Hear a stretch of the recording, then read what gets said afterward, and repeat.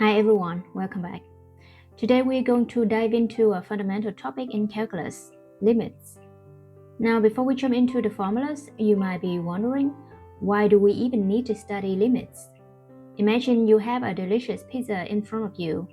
Every minute, you eat half of what's left. You eat half, and half of the remaining half, then half of that, and so on.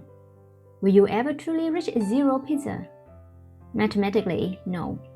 There's only a tiny crumb left, but practically, you are getting so infinitely close to zero that, for all practical purposes, the limit is zero.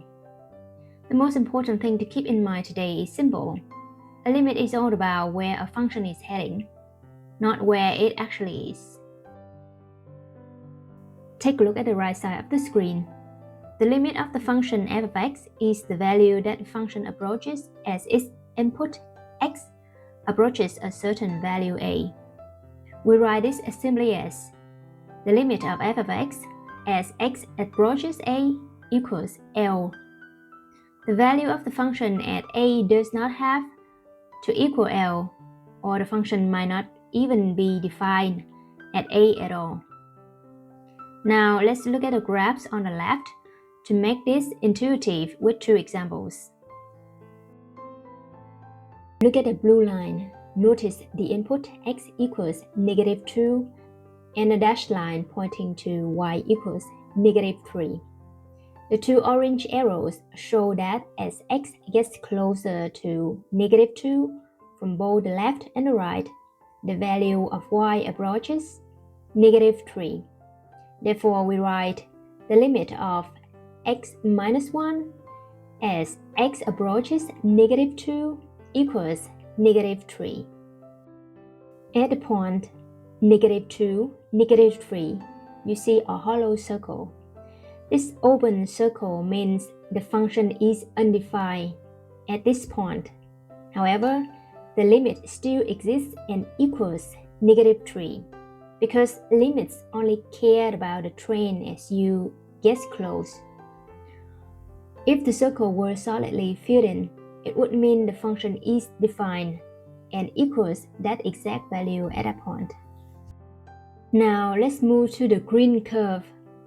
Similarly, as x approaches 0, the orange arrows point toward the peak of the curve. The y value approaches 1. This gives us the famous limit, the limit of sine x over x as x approaches 0 equals 1.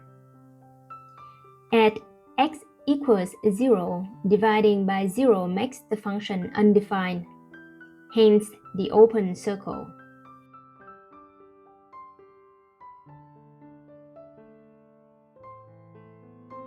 Let's look at another very interesting scenario.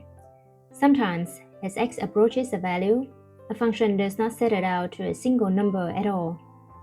Take a look at the graph on the left for the function f of x equals sine of 1 over x.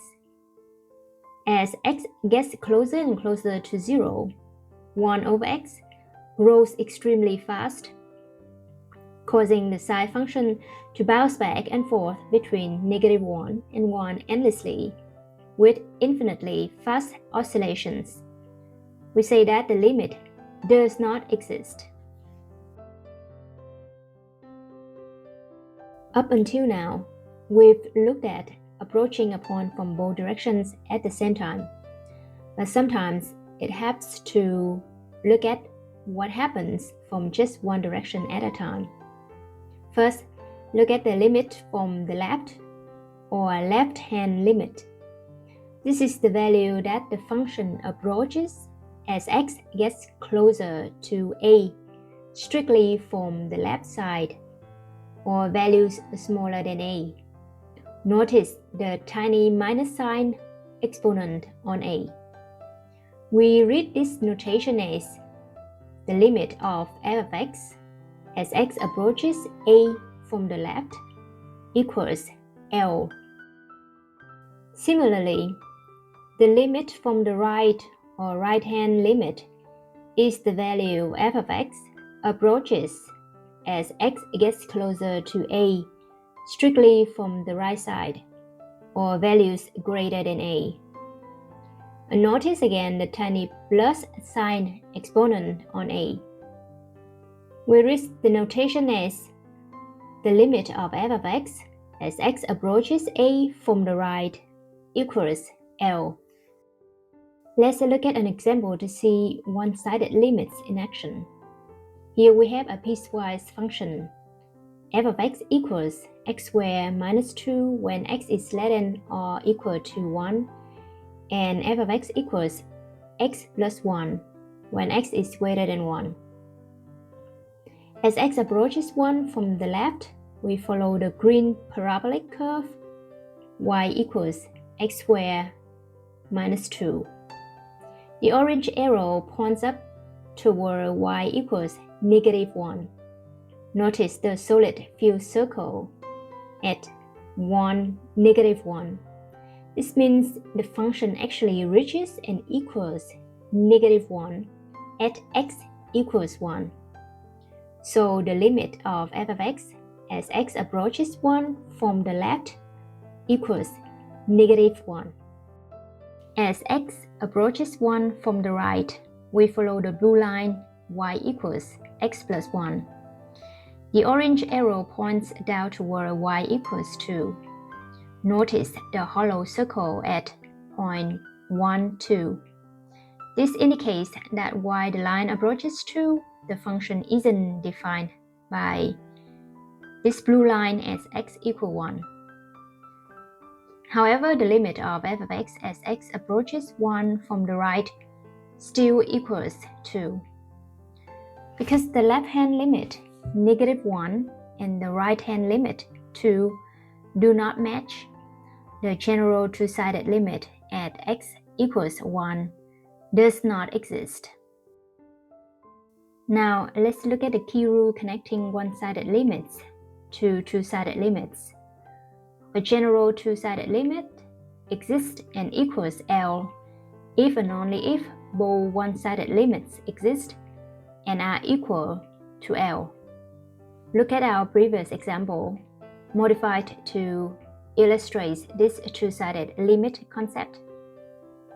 We notice that the upper part of the piecewise function f of x remains unchanged. This is the green curve. However, the lower part now changes to x minus 2 for x is greater than 1. This shifts the blue line down by 3 units on the graph. This causes both branches of the function f of x to reach the same y value of negative 1 as x approaches 1 from the left and the right. Therefore, the limit of f of x as x approaches 1 is now negative 1. Let's go over 2 exercises together.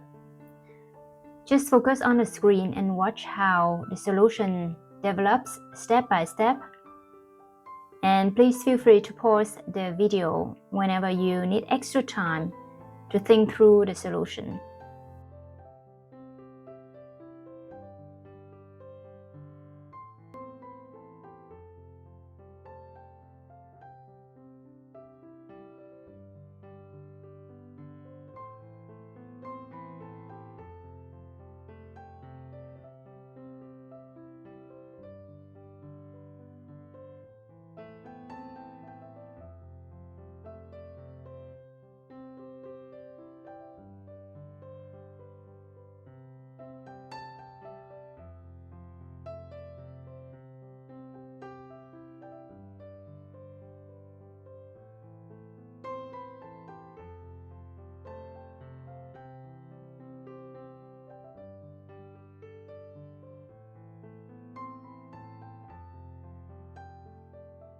I hope these exercises helped make the concept of limits clearer for you.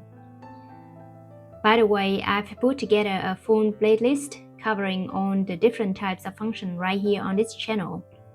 Before diving deeper into limits and advanced calculus, building a strong foundation in functions is crucial.